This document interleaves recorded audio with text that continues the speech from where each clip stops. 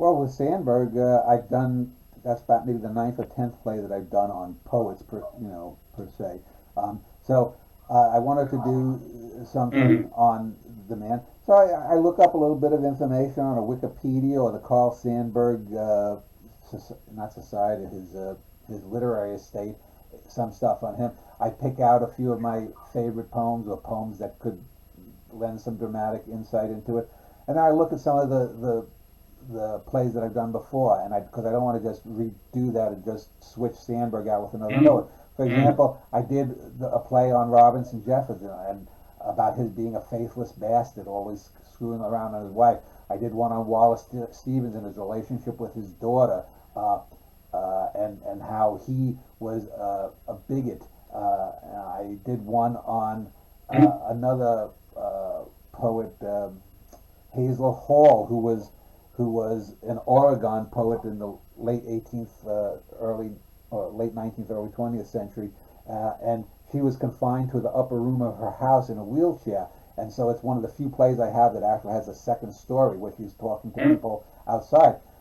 With Sandberg, because he was very public, and because he was such an outgoing character, because uh, he was a political activist and a musicologist and a poet and a biographer or mythographer, most people would say, Yeah. rather than Yeah. biographer.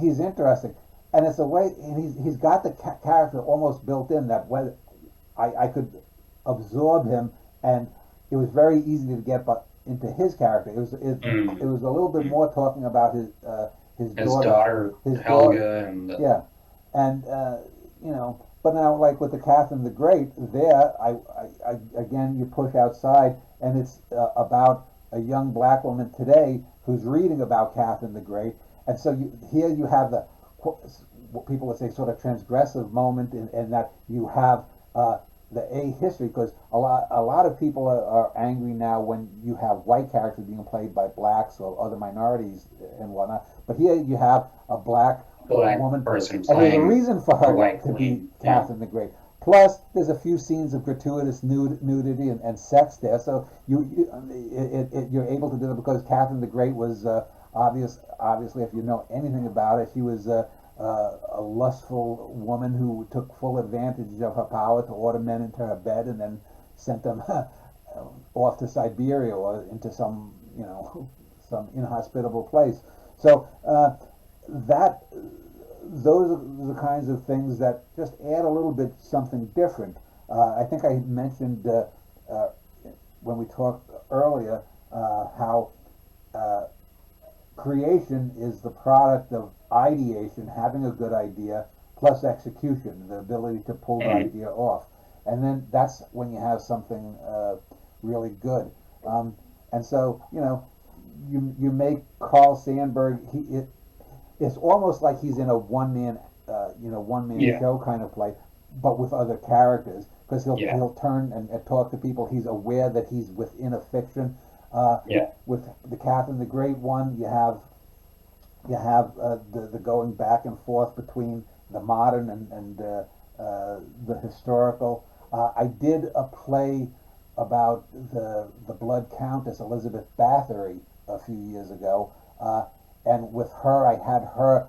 The she was already caught and imprisoned, and she was being visited by some of the real life people of the time, her political retinue and supposed victims and whatnot.